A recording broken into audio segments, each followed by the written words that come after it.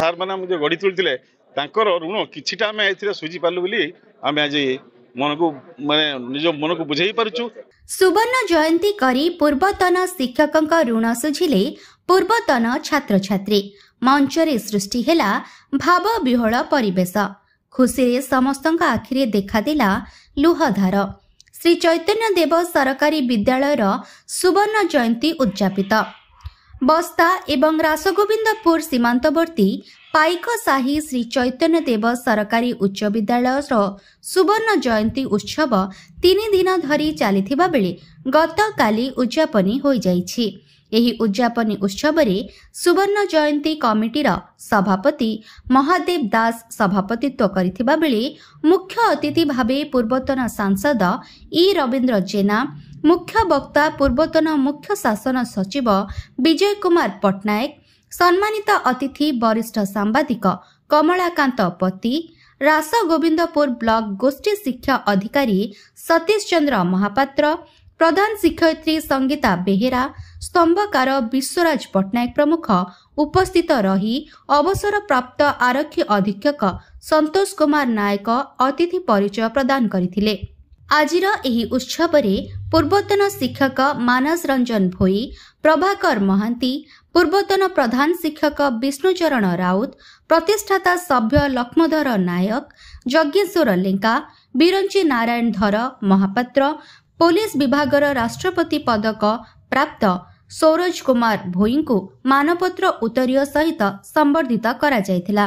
ଉଦ୍ୟାନ କୃଷି ବିଭାଗ ପୂର୍ବତନ ସହକାରୀ ଯୁଗ୍ମ ସଚିବ ଜୟନ୍ତ ନାୟକ ଧନ୍ୟବାଦ ଅର୍ପଣ କରିଥିଲେ। ଉତ୍ସବରେ ଶେଷ ମୁହୂର୍ତ୍ତ ଏମିତି ଥିଲା ଯାହା ସମସ୍ତଙ୍କ ଆଖିରେ ଲୁହ ଆସିଯାଇଥିଲା। ବ୍ୟୁରୋ ରିପୋର୍ଟ, जनता दर्पण। मो नाम श्री विष्णुचरण राउत, मु पाइसे हाई स्कूल एक्स हेडमास्टर। मु खूब खुशी अच्छी कारण पिला माने खुशी अच्छी मु भी खुशी, स्कूल खुशी माने मु भी खुशी अच्छी कारण स्कूल हूँ आम समस्त परिचय। आम शिक्षक होइचु केवल स्कूल तेणु स्कूल पाखे आम ऋणी रहीचु, से ऋण किसी अंश सुझा जा पारि आम भावुँ। तेणु आमर जो पिला माने स्टूडेंट माने कि वर्तमान स्टूडेंट माने कि शिक्षक शिक्षयित्री माने समस्ते जो ये प्रकार गोटे परिस्थिति रे गोटे भावपूर्ण परिस्थिति रे समस्ते एकत्रित होइकि ए प्रकार कार्यक्रम संपादित करि पारले, संपूर्ण करि पारले, सेति मु समस्त को धन्यवाद दउची। सारा ओडिशावासी को मु एक कथा कहूची, गोटे भल विद्यालय, गोटे भल मंदिर निश्चित भाव में देवता स्थली बोली आम धन्य होचु। महादेव दास, प्रेसिडेंट गोल्डन जुबली कुटी एसडी गवर्नमेंट हाई स्कूल पाइकसाई। उद्यापन दिवस आप तो देखिले, उद्यापन उत्सव जो पालन कलु बहुत धूमधाम रे हला एवं समस्ते मध्य खुशी। आमर गेस्ट माने जब आसीथिले सेमाने मध्य समस्त उच्चश्रेणी भाषण देले एवं सेमाने मध्य कहले एमिति एक गोल्डन जुबली प्राय ओडिसा रे देखिବାକୁ विरल हला।